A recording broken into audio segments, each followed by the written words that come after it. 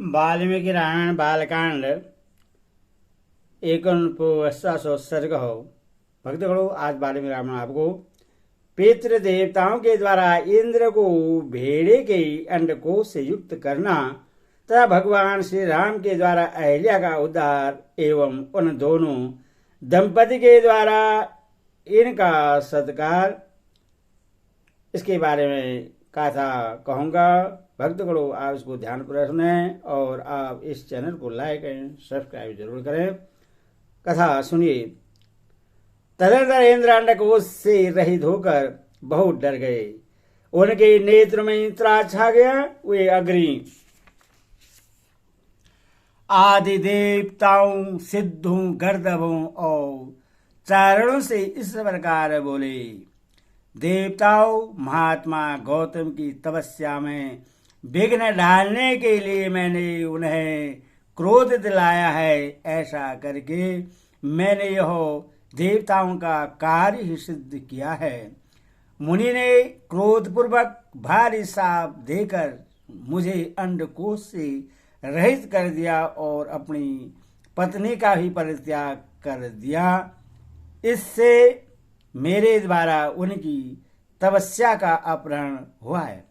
यदि मैं उनकी तपस्या में विघ्न ही डालता तो वे देवताओं का राज्य ही छीन लेते। अतः ऐसा करके मैंने देवताओं का ही कार्य सिद्ध किया है।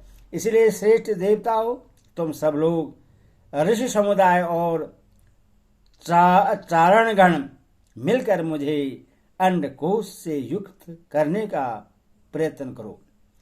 इंद्र का यह वचन सुनकर मरुदगणों के सहित अग्नि आदि समस्त देवता, कव्यवाहन आदि पितृ देवताओं के पास जाकर बोले, पितृगण, यह आपका भेड़ा अंडकोश से युक्त है और इंद्र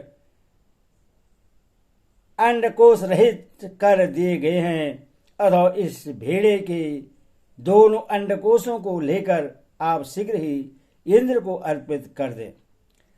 अंडकोश से रहित किया हुआ यह भेड़ा इसी स्थान में आप लोगों को परम संतोष प्रदान करेगा। अतः जो मनुष्य आप लोगों की प्रसन्नता के लिए अंडकोश रहित भेड़ा दान करेंगे, उन्हें आप लोग उस दान का उत्तम एवं पूर्ण फल प्रदान करेंगे। अग्नि की यह बात सुनकर पितृ देवताओं ने एकत्रित हो भेड़े के अंडकोश को उखाड़कर इंद्र के शरीर में उचित स्थान पर जोड़ दिया। काकुश नंदन श्री राम तभी से वहां आए हुए समस्त पितृ देवता अंडकोश रहित भेड़ों को ही उपयोग में लाते हैं और दाताओं को उनके दान जनित फलों के भागी बनाते हैं। रघुनंदन उसी समय से महात्मा गौतम के तपस्या जनित प्रभाव से इंद्र को भेड़ों के अंडकोश धारण करने पड़े। महातेज श्री राम, अब तुम पुण्यकर्मा महर्षि गौतम के इस आश्रम पर चलो और इन देव रूपेणी महाभाग अहिल्या का उद्धार करो। विश्वामित्र का यह वचन सुनकर लक्ष्मण सहित श्री राम ने उन महर्षि को आगे करके उस आश्रम में प्रवेश किया। वहां जाकर उन्हें देखा महासौभाग्यशालिनी अहिल्या अपनी तपस्या से देदीप्यमान हो रही है। इस लोक के मनुष्य तथा संपूर्ण देवता और असुर भी वहां आकर उन्हें देख नहीं सकते थे। उनका स्वरूप दिव्य था। विधाता ने बड़े प्रयत्न से उनके अंगों का निर्माण किया था। वे मायामयी सी प्रतीत होती थी। धूम से घिरी हुई प्रज्वलित अग्नि शिखा सी जान पड़ती थी। ओले और बादलों से ढके हुए पूर्ण चंद्रमा की प्रभा से दिखाई देती थी तथा जल के भीतर उदासित होने वाली सूर्य की दुर्धर्ष प्रभा के समान दृष्टिगोचर होती थी। गौतम के सांबस श्री रामचंद्र का दर्शन होने से पहले तीनों लोगों के किसी भी प्राणी के लिए उनका दर्शन होना कठिन था। श्री राम का दर्शन मिल जाने से जब उनके शाम का अंत हो गया तब उन सबको दिखाई देने लगी। उस समय श्री राम और लक्ष्मण ने बड़ी प्रसन्नता के साथ अहिल्या के दोनों चरणों का स्पर्श किया।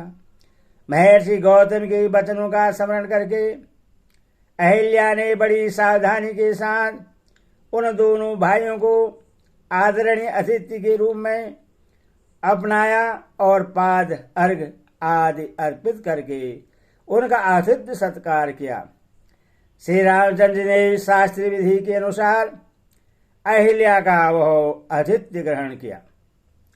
उस समय देवताओं की धुंध भी बज उठी। साथ ही आकाश से फूलों की बड़ी भारी वर्षा होने लगी। गंधर्वों और अप्सराओं द्वारा महान उत्सव मनाया जाने लगा।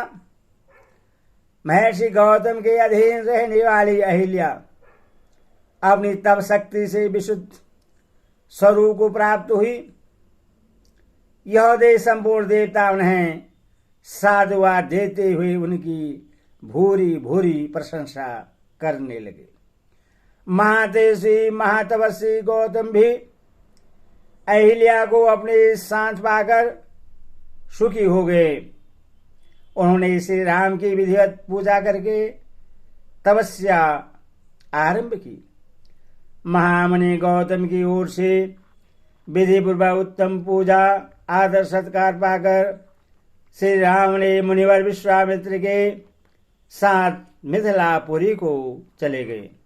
इस प्रकार बाल 8 रामायण आदि कवि बालकांड का 49वां सर्ग पूरा हुआ। बोलो सियावर रामचंद्र की जय।